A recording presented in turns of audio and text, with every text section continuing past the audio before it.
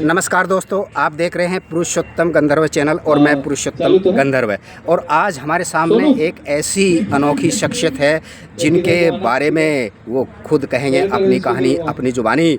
तो आइए हम मिलते हैं एक उस कलाकार से जिसकी कला के अलग अलग फूल, अलग अलग कलियाँ, अलग अलग खुशबू बगीचे में देखने को मिलेगी। इस संसार में, इस जहान में, इस वर्ल्ड में, इस दुनिया में ग्लोबल हमारे कलाकार हैं और उनकी कुछ फिल्में, कुछ वेब सीरीज़, कुछ सीरियल और कुछ कॉमर्शियल ऐड आ रही हैं, ऑन एयर हो रही हैं। तो उनको ढेर सारा प्यार दीजिए और उनका सत्कार कीजिए, सम्मान कीजिए, क्योंकि कलाकार आपके प्यार का भूखा होता है। तो आइए दोस्तों, मिलते हैं उन कलाकार से और उनके कुछ अनछुए पहलू हैं जो हम उजागर करवाना चाहेंगे सर जी से। तो सर जी, सबसे पहले तो आप अपना नाम, पूरा नाम बताइए। सबसे पहले तो मैं अपने दर्शकों को प्रणाम करता हूं जी। और जो मेरे से छोटे हैं उनको ढेर सारा प्यार देता हूं जी। मेरा नाम प्रभाकर प्रसाद मिश्रा है। और कहाँ के रहने वाले हैं सर? मैं मध्य प्रदेश के रीवा डिस्ट्रिक्ट से हूँ। जी। मेरा एक छोटा सा गांव है बीरखाम, हाँ जी। वहीं से चला हूँ। जी जी। और मेरी शुरुआत जूनियर आर्टिस्ट से हुई है। हाँ जी। मैंने कोई थिएटर नहीं किया है, मैंने जी। कोई वर्कशॉप नहीं किया है। जो जी। भी सीखा है जूनियर आर्टिस्ट से सीखा है। जी। अच्छा, ये जो आपके साथ पढ़ाई करते हुए आपने सोच लिया था, आप योजना बनाई थी कलाकार बनने की, या अचानक हो जाता है किसी को देखकर या उससे प्रेरणा लेकर? नहीं, मैंने कोई प्लानिंग नहीं की थी। हाँ जी। 12th तक तो मेरी ये हालत थी कि अगर कहीं ज़्यादा पब्लिक स्टेज में बोल रही है तो मुझे शर्म आती थी। हाँ, होता होगा सर। पर जब यहाँ मुंबई शहर आया, जी। शहर में आने के बाद मुझे ऐसा लगा कि कुछ नया करना चाहिए। जी जी। ताकि लोग मुझे जाने पहचाने। हाँ जी। और मैं उनको सम्मान दे सकूं। जी जी। तो सबसे पहला मेरा टीवी सीरियल था जो कि आज से 7 साल पहले आया था कलर्स चैनल में, शक्ति। हाँ। इसमें सुदेश बैरी साहब थे। हाँ जी। उनके साथ एक कहने का गेस्ट का कैरेक्टर था। हाँ जी। अभी तक मैंने 400 सीरियल किए हैं। जी। अब वाह, क्या बात है। हाँ। सोनी चैनल में भी है, हाँ हाँ। स्टार प्लस में भी है। और 4 वेब सीरीज हैं, जिसमें कि सबसे सुपर हिट वेब सीरीज 2 गई। एक तो जमुना पार थी, आपने शायद देखा ही होगा, हॉट स्टार में आई थी। जी हाँ। और एक और आई थी रीता सोनियाल। तो उसमें भी आपने देखा होगा, एक एमएलए का कैरेक्टर था मेरा। जी। मुकेश छाबड़ा जी ने कास्टिंग की थी। क्या बात है।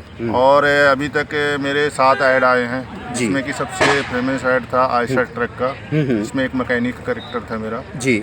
एक ग्लूकोन-डी का आया है। हाँ जी। एक जेके सीमेंट का आया है। जी जी। और लेटेस्टली में अभी एक मास्टर कार्ड का मैंने HDFC का ऐड किया है जो आने वाला है। जी हाँ। 2 फिल्में हैं जिसमें मेरा थोड़ा सा बड़ा कैरेक्टर है। हाँ जी। तो बताया जैसा मैंने कि मैं तेरा यार हूँ, जिसमें पंडित जी का कैरेक्टर है। वाह। और एक और फिल्म आ रही है जिसका भी सही नाम मुझे खुद नहीं पता है, तो मैं आपके सामने नहीं बता सकता। हाँ, कोई बात मैं नहीं। हमेशा कोशिश यही करता हूँ जी। कि अच्छा परफॉर्मेंस दो। अगर मुझे कुछ समझाया जा रहा है तो वो बातों को समझूं, जी। क्योंकि मैं समझूंगा नहीं तो गलतियों में गलतियां करता रहूँगा। बिल्कुल बिल्कुल। मैं ट्रेन में भी बैठा रहता हूँ, हाँ जी। तो वहाँ भी कुछ ना कुछ सीखता रहता हूँ। जी बिल्कुल। मैं अगर चल रहा हूँ, रास्ते में कोई ऐसे अजीब सी हरकत कर रहा है तो उनसे भी कुछ ना कुछ लंच आ गया क्या? एक जरूर हमारी कमियाँ थी हिंदी की, हाँ। क्योंकि जो आदमी गांव से शहर की तरफ आता है तो हिंदी जो इंडस्ट्री को हिंदी चाहिए वो हिंदी आदमी नहीं समझ पाता और ना बोल पाता है। लेकिन अब भगवान की कृपा है और आप लोगों का आशीर्वाद है कि मैं अब कोशिश करने लगा हूँ। हाँ जी।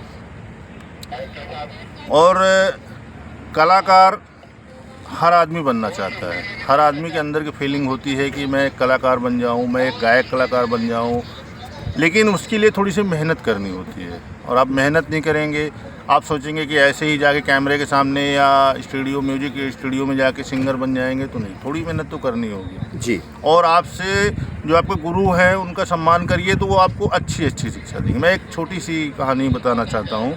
बिल्कुल बताइए। हमारे जाकिर हुसैन साहब थे जी। उनके यहाँ एक 45 साल का बंदा तबला सीखने के लिए गए। जी।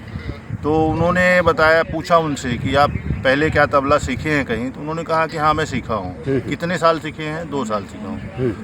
तो जो सीखने के लिए गए थे उन्होंने पूछा कि आपका कितना फीस होगा? तो जाकिर हुसैन साहब बोले कि 5 लाख रुपए। बोले ठीक है, बैठ जाइए। एक बच्चा आया, उन्होंने कहा कि हमें आपसे तबला सीखना है। उन्होंने कहा कि कितना समय लगेगा? तो बोले 2 साल। तो बोले फीस कितनी होगी? बोले 1 लाख रुपए। वाह। तो जो वहाँ बैठे हुए थे उन्होंने पूछा कि ये बच्चे से आपने 1 लाख रुपए बोला और मैंने ऑलरेडी सीखा हुआ है 2 साल, तो मुझसे आप बोल रहे हैं कि 5 लाख रुपए, ऐसा क्यों? तो जाकिर हुसैन साहब ने कहा हाँ जी। क्योंकि उन्होंने शिक्षा बिल्कुल ग्रहण नहीं की है, हाँ जी। उनका पूरा खाली पड़ा हुआ है, हाँ जी। और आपने कुछ सीखी है, हाँ जी। तो आपको समझाने में मुझे 2 साल चला जाएगा क्योंकि जो चीज़ें हाँ मैं बताऊंगा वो चीज़ें आपके दिमाग से निकलेंगी, आपको ऐसा लगेगा कि मैं सीख के आया हूँ, बिल्कुल। और वो बच्चे को कुछ मालूम ही नहीं तबले के बारे में। हाँ जी। तो गुरु होता है, गुरु से अगर कोई भी गुरु हो अगर कुछ समझा रहा है तो उससे आप सीखिए। हाँ जी। बस इसी के साथ मैं विराम देना चाहता हूँ। अच्छा। बहुत बहुत धन्यवाद पुरुषोत्तम जी। हाँ जी। जय श्री राम, जय भारत माता की, जय महाराष्ट्र। और पुरुषोत्तम गंधर्व चैनल के बारे में हमारे दर्शकों को क्या कहना चाहिए? पुरुषोत्तम गंधर्व चैनल बहुत अच्छा हाँ है, जी। आप इसे लाइक करिए, हाँ जी। कमेंट करिए और अपना प्यार दीजिए, और अच्छी नई नई कहानियाँ, नए नए परफॉर्मेंस, नए नए कलाकारों से आपको मिलाते रहेंगे जी। बस इतना ही कहना चाहता हूँ। हाँ जी, बहुत अच्छा लगा। और नए साल में 2026 में आप नए मुकाम, नई ऊंचाइयों पर जाए, आप कामयाबी हासिल करें, और जो भी आपका ख्वाब है, जो भी आपका सपना है बॉलीवुड फिल्म इंडस्ट्री में या हॉलीवुड फिल्म इंडस्ट्री में या पूरे वर्ल्ड में, तो आप वो अपने कैरेक्टर के ज़रिए, अपनी भूमिका के ज़रिए, अपने चरित्र के ज़रिए हमारे दर्शकों का इसी तरह मनोरंजन करते रहिए। और हम सब की आपके साथ दुआएं हैं पुरुषोत्तम गंधर्व चैनल की तरफ से और पुरुषोत्तम गंधर्व चैनल के स्टाफ की तरफ से कि आप एक अच्छे कलाकार बनकर इस भारत की भूमिका और वर्ल्ड में नाम ऊंचा करें। थैंक यू, धन्यवाद।